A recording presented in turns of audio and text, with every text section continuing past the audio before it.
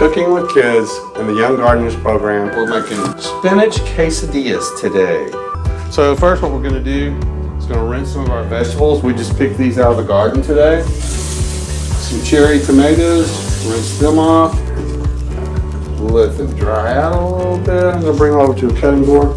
And we have all of our utensils set up here.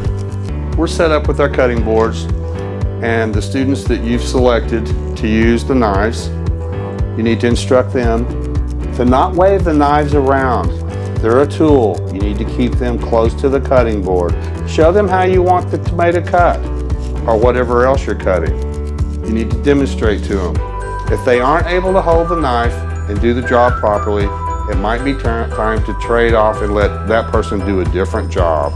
So after we chop a bunch of our tomatoes, they'll be able to pick them up and put them into the bowl.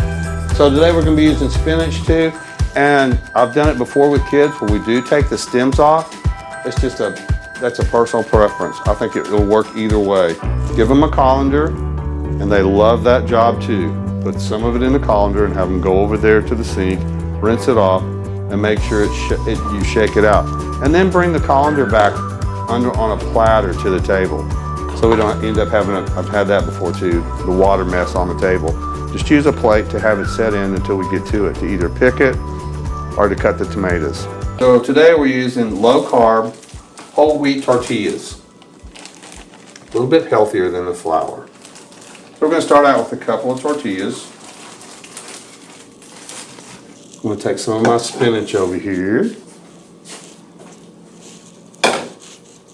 And my cheese.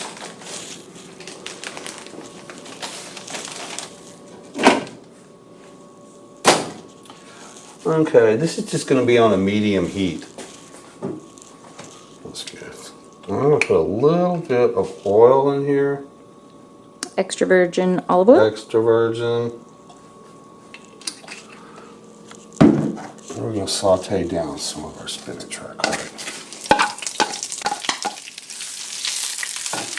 And if you've ever sauteed spinach, you know it shrinks down to almost nothing. So we're just going to saute it for just a minute to get it just barely wilted, because it will also cook inside the tortilla.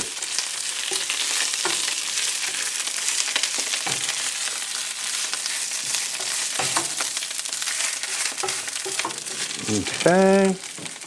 And just for, I'm going to take this back out. Just barely sauteing.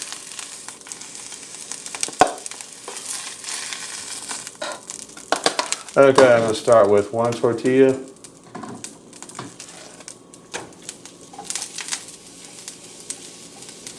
I got the spinach out. Now I got my flour tortilla. I'm turning it over. Add some cheese, some Kobe. I would let the older kids, now not first and second grade, but some of the third, fourth, and fifth, I don't have a problem with them. They love to cook.